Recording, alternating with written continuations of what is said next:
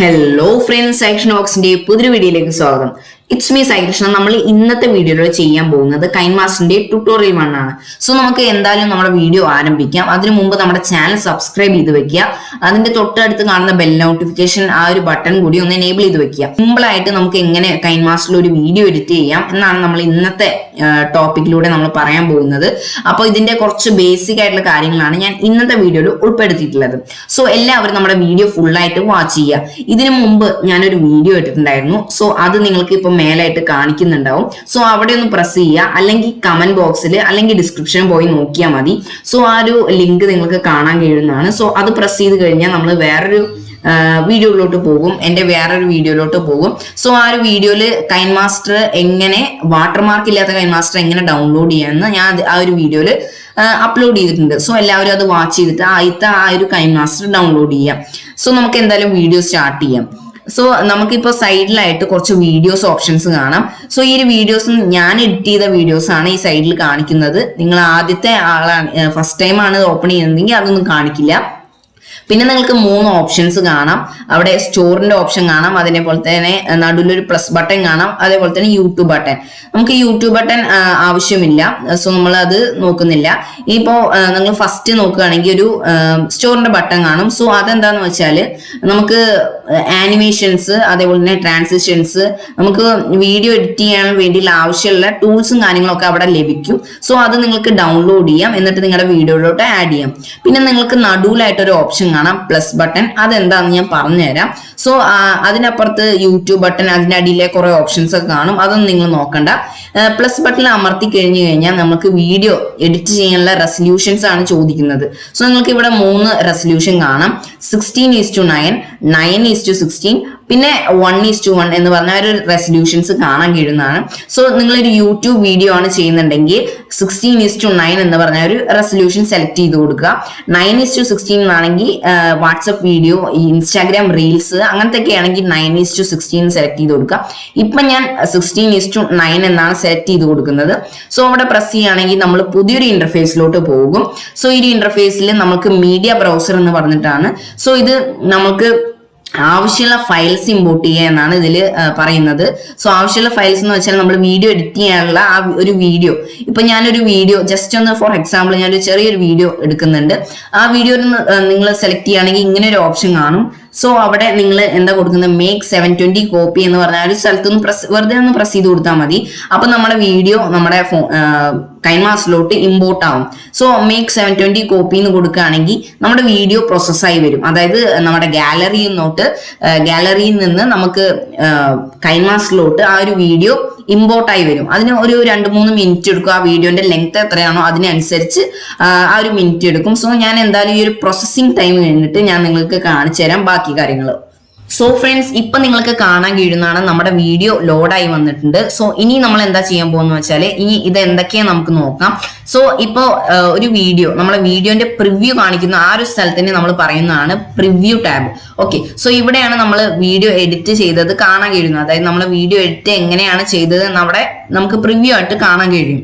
അതിന്റെ അടിയിലായിട്ട് നിങ്ങൾക്ക് ഒരു വലിയൊരു ലെങ്ത് ആയിട്ടുള്ള സംഭവം കാണാം. സോ ഇവിടെയാണ് നമ്മൾ ലെയേഴ്സും അതേപോലെ തന്നെ ട്രാൻസിഷൻസും അങ്ങനത്തെ കുറെ കാര്യം, ടെക്സ്റ്റ് അങ്ങനത്തെ കാര്യങ്ങളൊക്കെ ഇമ്പോർട്ട് ചെയ്യുന്നത്. സോ ഇവിടെയാണ് എഡിറ്റ് ചെയ്യേണ്ട കാര്യങ്ങളൊക്കെ ഉള്ളത്. പിന്നെ സൈഡിലായിട്ട് കുറച്ച് ഓപ്ഷൻസ് കാണാം, മീഡിയ, ഓഡിയോ, റെക്കോർഡ്, ലെയർ, അതേപോലെ തന്നെ നമ്മൾ നേരത്തെ കണ്ട സ്റ്റോർ, പിന്നെ പ്ലേ ബട്ടൺ. നമുക്ക് ഈ പ്ലേ ബട്ടൺ എന്ന് വെച്ചാൽ നമ്മൾ പ്ലേ ചെയ്യാൻ വേണ്ടിയിട്ട് യൂസ് ചെയ്യുന്നത്. സോ അവിടെ പ്രസ് ചെയ്യുമ്പോൾ നമ്മുടെ വീഡിയോ പ്ലേ ആയിക്കോളും, അതായത് വീഡിയോ ഒന്ന് സ്റ്റാർട്ട് ചെയ്യാൻ വേണ്ടിയിട്ട്. സോ അത് അങ്ങനെയാണ്. പിന്നെ അതിനുശേഷം നമുക്ക് മീഡിയ, ഓഡിയോ, ഇതൊക്കെ എന്തൊക്കെയാന്ന് നമുക്ക് നോക്കാം. ഫസ്റ്റ് ഓപ്ഷൻ വരുന്നത് മീഡിയ ആണ്. സോ ഈ ഒരു മീഡിയ എന്താന്ന് വെച്ചാൽ നിങ്ങൾക്ക് പുതിയൊരു വീഡിയോ, അതായത് ഇപ്പൊ നമ്മളൊരു വീഡിയോ മാത്രമാണ് ഇമ്പോർട്ട് ചെയ്തിട്ടുള്ളത്. ഇനി നിങ്ങൾക്ക് വേറൊരു വീഡിയോ കൂടി ഇമ്പോർട്ട് ചെയ്യണം, അതായത് നിങ്ങൾ വേറൊരു വീഡിയോ കൂടി എടുത്തു വെച്ചിട്ടുണ്ട്. സോ ആ ഒരു വീഡിയോ കൂടി ഗാലറിയിൽ നിന്ന് ഇമ്പോർട്ട് ചെയ്യണം. സോ അതിന് വേണ്ടിയിട്ടാണ് നമ്മൾ ഈ ഒരു മീഡിയ ടാബ് യൂസ് ചെയ്യുന്നത്, ആ മീഡിയ ഓപ്ഷൻ യൂസ് ചെയ്യുന്നത്. സോ അത് പ്രസ് ചെയ്തിട്ട് നിങ്ങൾക്ക് ഏത് വീഡിയോ ആണോ വേണ്ടത് അത് നിങ്ങൾക്ക് ഇമ്പോർട്ട് ചെയ്യാം.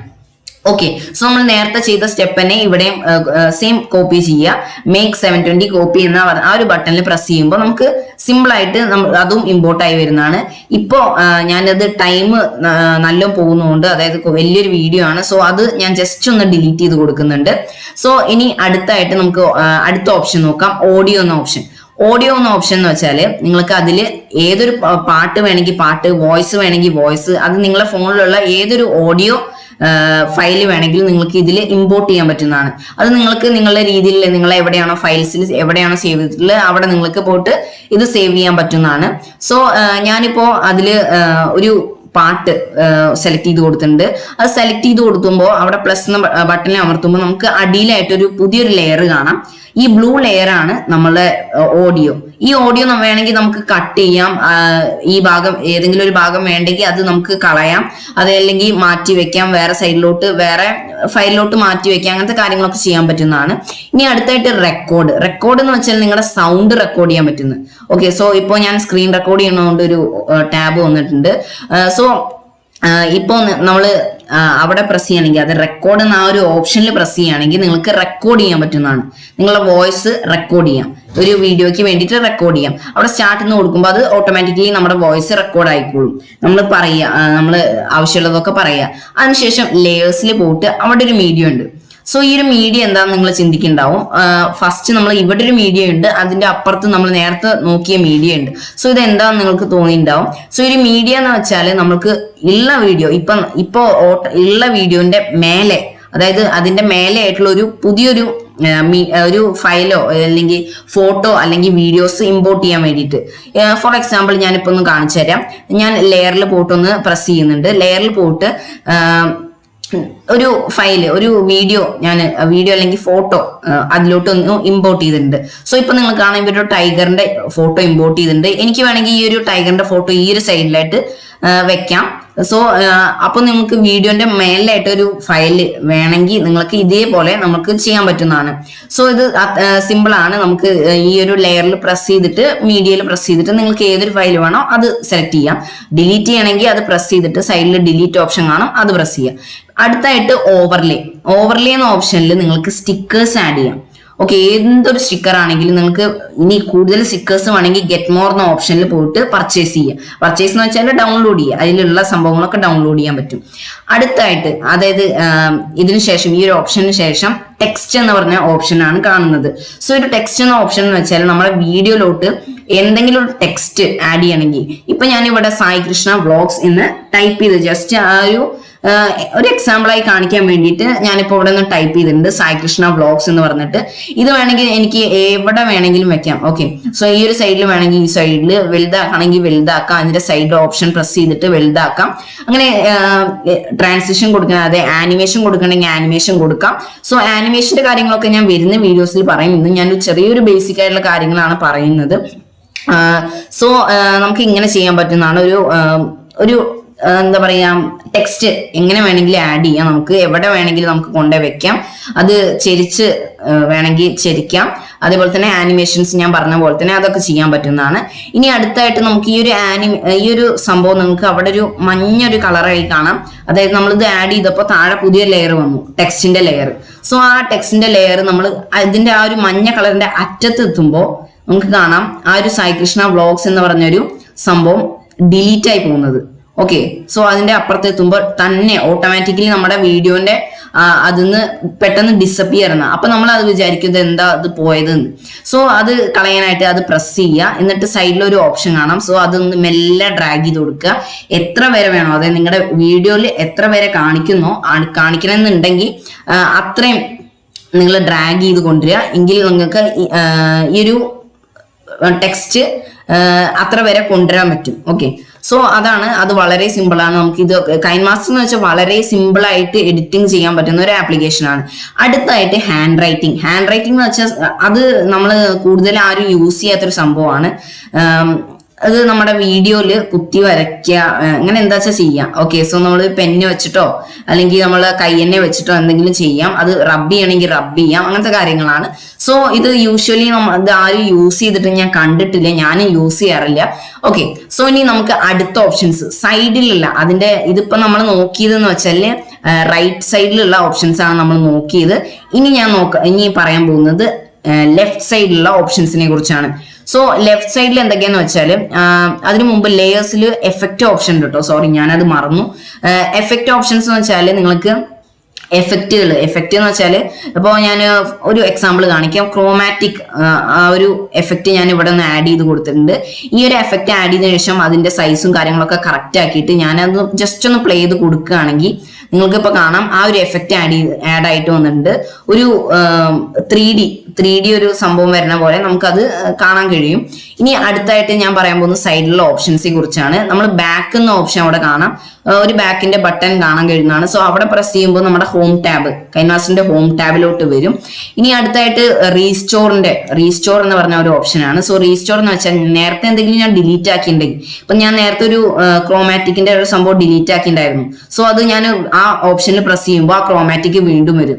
അതായത് ഇപ്പൊ നമ്മളൊരു വീഡിയോ എഡിറ്റ് ചെയ്തുകൊണ്ടിരിക്കുകയാണ്, അറിയാതെ നമ്മുടെ കയ്യിൽ നിന്ന് ഒരു ഫയൽ തന്നെ ഡിലീറ്റ് ആയി പോയി, അല്ലെങ്കിൽ നമ്മൾ അറിയാതെ പ്രസ് ചെയ്ത് കൊടുക്കുകയാണെങ്കിൽ നമുക്കത് യൂസ് ചെയ്യാൻ പറ്റുന്നതാണ്. ഇനി നിങ്ങൾക്ക് അടുത്തായിട്ട് ഒരു ഓപ്ഷൻ കാണാം, ഒരു ഫോണിന്റെ ഒരു രീതിയിലുള്ള ഒരു ഇമേജ്. ഓക്കെ, സോ അത് പ്രസ് ചെയ്യുകയാണെങ്കിൽ capture and save, capture and add as A clip, capture and add as A layer എന്ന് കാണാം. ക്യാപ്ചർ ആൻഡ് സേവ് എന്ന് വെച്ചാൽ ക്യാപ്ചർ ചെയ്തിട്ട് നമ്മുടെ ഇപ്പോ എവിടെയാണോ നമ്മുടെ ആ ഒരു വര ഉള്ളത്, അത് നമ്മളെ വീഡിയോ എവിടെയാണോ സ്റ്റോപ്പ് ചെയ്തിട്ടുള്ളത് ആ സ്റ്റോപ്പ് ചെയ്ത സ്ഥലത്തിന്റെ ഇമേജ് നമുക്ക് വേണമെങ്കിൽ തംബ്നെയിലാക്കി വെക്കാം.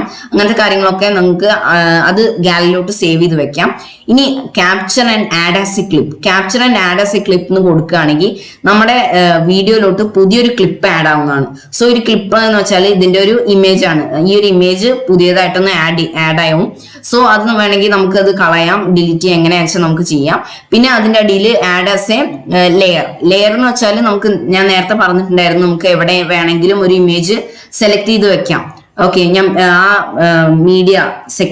ആ മീഡിയയിൽ പോയിട്ട് നമുക്ക് വേണമെങ്കിൽ വെക്കാന്നൊക്കെ പറഞ്ഞു.